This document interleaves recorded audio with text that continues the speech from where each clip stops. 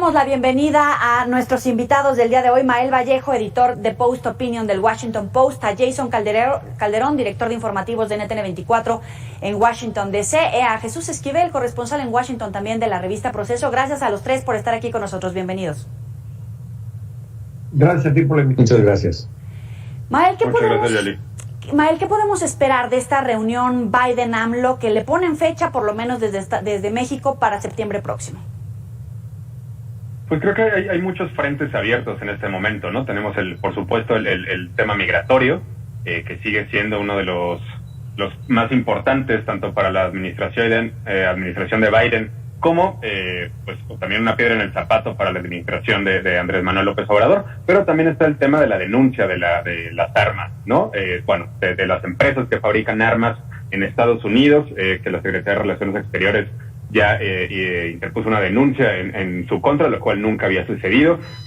Entonces estamos en un momento complicado en la relación, donde se necesita mucho acercamiento, tal como ha venido sucediendo con la visita de la vicepresidenta Kamala Harris el mes pasado, hace un par de meses a México, y ahora con la visita del secretario Mayorgas y otros funcionarios de alto nivel estadounidenses. Sin embargo, creo que es un punto crucial en este momento, y creo que por eso también es que la presidencia de México está intentando acercarse al presidente Biden, para poder mantener este contacto y poder avanzar. ¿Se lee diferente desde la perspectiva de los medios mexicanos que de los medios extranjeros, en este caso estadounidenses? ¿Cómo se ve esta relación entre México y Estados Unidos? Jason Calderón, ¿cómo lo ven desde Estados Unidos? Yoli, se trata de una relación que se tiene que mantener entre los dos países porque ambos se necesitan, y es una relación que, quieranlo o no, los dos presidentes van a tener que entablar. Si bien en la prensa de los Estados Unidos se registraba antes cada ataque de Donald Trump hacia los mexicanos, incluso quien hizo campaña con términos como narcotraficantes o incluso ilegales a los mexicanos, ahora vemos una política distinta, y la política de Joe Biden es la política de ser políticamente correcto. Y por las acciones que ha dejado ver, pues tiene mucho ánimo de restablecer esta relación con México, y aunque AMLO guardó prudencia, fue muy inteligente, guardó prudencia en esos ataques que lanzaba el entonces presidente Donald Trump, pues ahora también se está mostrando amigo de Joe Biden. ¿Qué podríamos decir de esta reunión? Ya AMLO y Biden tuvieron una reunión virtual, y en esa reunión virtual empezaron a dejar ver que hay intenciones de reconstruir la relación en términos de migración y en términos de economía. El enviado Ken Salazar como embajador ya significa que hay intenciones de mantener una relación tranquila y de empezar a trabajar para reconstruirla. Jesús, ¿coincides? Pues creo que hay algunos puntos que debemos dejar muy en claro. Primero, que no es una relación de buenas intenciones, es una relación obligada por la frontera que se comparte, por los intereses económicos y comerciales. Y además no tiene otra opción México más que optar por mantener, digamos, tranquila a la Casa Blanca. El tema migratorio es clave. No sabemos qué hay detrás de estos viajes que hicieron a México los funcionarios de la Casa Blanca, encabezados por el jefe del Consejo de Seguridad, Jake Sullivan, porque no todo es miel sobre hojuelas. Lo estamos viendo con el tema comercial. Ya se resolvió la primera disputa en materia laboral a través del mecanismo de respuesta rápida, y ahí nos dejó en claro que nos mintieron en el gobierno mexicano con el asunto de los inspectores, porque sí hay inspectores laborales, y lo dice el comunicado que emitió la representación comercial de la Casa Blanca. Así es que hay que esperar más bien a estar señalando que se entiende. Creo que ya quedó en el olvido ese tipo de señalamientos que hacían los medios de comunicación de que los dos presidentes coinciden. Recordará, Joely, que en algún momento hasta se bromeó cuando teníamos al imbécil de Vicente Fox de presidente con las botas de George Bush. Ahora yo creo que es una relación más pragmática, basada en los intereses de cada país, y sobre todo hay que esperar, porque sorprende mucho la docilidad mexicana en materia migratoria. Donald Trump ya no es presidente y ahora ya se llevan a cabo repatriaciones rápidas que están llevando a México, algo que ni siquiera los centroamericanos están dispuestos a soportar. O sea, es el mismo cuento, nada más le cambiamos el apellido al presidente. ¿Coincide, Ismael, en todo caso? Sí, creo que como bien dice Jesús, esta relación ha sido muy pragmática desde el día 1, ¿no? En el momento en que Estados Unidos empezó a amagar con aranceles, el gobierno de México cedió en el tema migratorio. Recordamos que al principio de su administración López Obrador señaló que los migrantes tendrían puertas abiertas, es decir, habría un trato mucho más apegado a los derechos humanos, lo cual cambió casi de inmediato a partir de la exigencia de Donald Trump. Y en este caso, con este gobierno, aunque no tenemos estos exabruptos enormes, sí hay estos temas importantes que son, uno, la reapertura de la frontera, ¿no? Insiste el gobierno mexicano en que los ciudadanos mexicanos que están en la frontera con Estados Unidos puedan viajar ya, acelerando la vacunación, pero también, pues, a partir de la exigencia de mantener ese muro migratorio en la frontera sur por parte de Estados Unidos, pues también la petición o la exigencia quizás de México de la necesidad de que Estados Unidos envíe vacunas, ¿no? Por eso es que las dosis de AstraZeneca han seguido llegando a nuestro país, por lo cual sí, creo que es un tema mucho más pragmático a partir de este gobierno, y que es algo que seguiremos viendo, ¿no? A partir de estas negociaciones es tú qué puedes ofrecer, y pues México en una posición mucho más débil, por supuesto, e intentando conseguir lo más posible del gobierno estadounidense. Jason, desde NTN24... Si me permites. Adelante, Jesús. El tema de seguridad. Washington está muy molesto con las nuevas reformas que instrumentó el gobierno de Andrés Manuel López Obrador sobre la presencia y manera de manejarse de los agentes federales, la DEA, el FBI, la CIA, el Pentágono, en México. Y esa es una molestia que no se ha subsanado.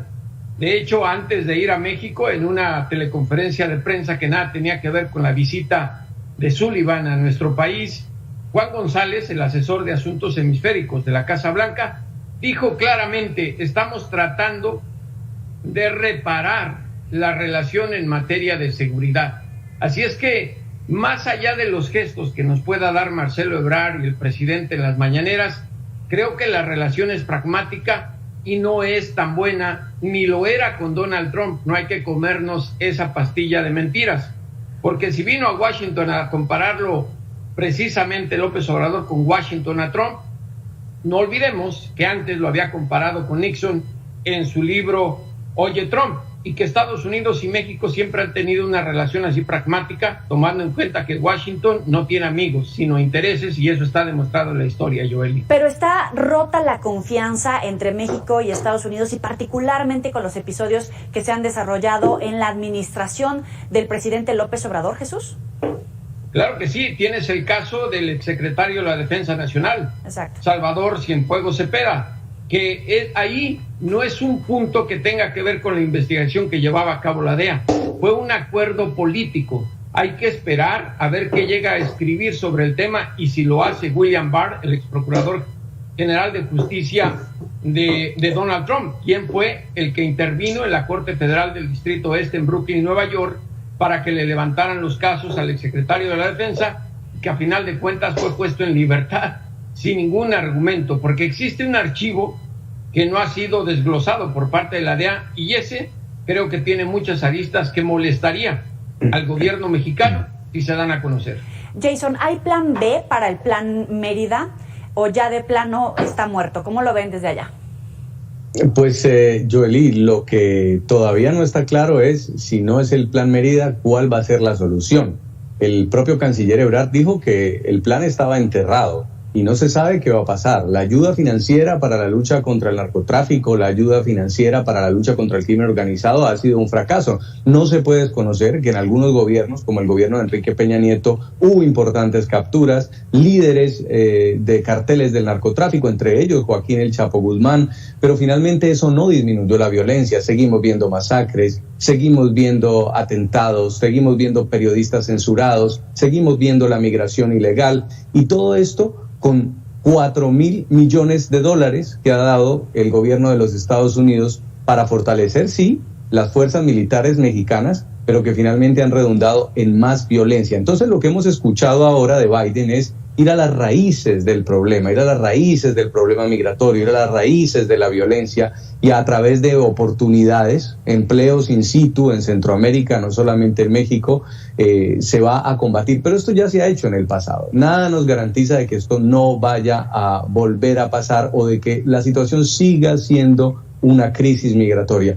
porque fíjese que para Biden México todavía no era una prioridad hasta que la crisis migratoria se le volvió un tema político y empezaron sus contendores, incluido el propio presidente Donald Trump, a querer ir a la frontera y elevó el tema migratorio a lo más alto que se puede elevar, a su vicepresidenta, casi que lo asume personalmente. Encargó a Kamala Harris del tema migratorio, ha ido Juan González a México, ha ido Kamala Harris a México, breve pero fue, y finalmente ahora Jake Sullivan y también Mayorkas. Entonces sí hay un interés muy fuerte de reconstruir o recomponer una relación. Mael.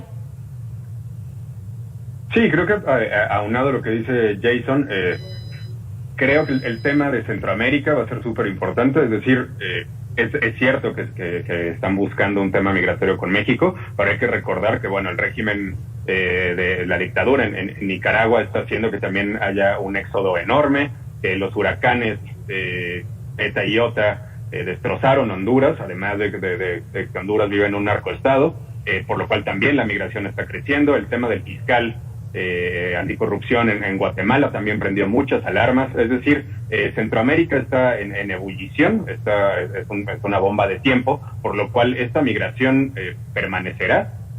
Sobre todo a partir de la promesa de la reforma migratoria del presidente Biden, por lo cual pues es muy necesario que en este momento se atienda el tema fronterizo para el presidente Biden y sobre todo para el Partido Demócrata, que tampoco lo está pasando muy bien a partir de la renuncia del gobernador Cuomo en Nueva York, del tema de la aprobación del presupuesto que se les está complicando y está mostrando también pues la división que tiene el Partido Demócrata, por lo cual el tema migratorio, como bien han señalado todos, pues es fundamental en este momento, pero no hay que perder de vista que Centroamérica está en llamas en este momento y que eso va a hacer que haya muchos más migrantes que quieran ir hacia Estados Unidos. Para concluir, sé que todos tienen compromisos en minutos en sus propios medios y les agradecemos que estén con nosotros en Mega Noticias. ¿Cuál va a ser el plan, el objetivo puntual del nuevo embajador? Comienzo contigo, Jesús. Mira, Ken Salazar es un ex senador y un ex secretario de Seguridad Interior que no va a hacer olas en México.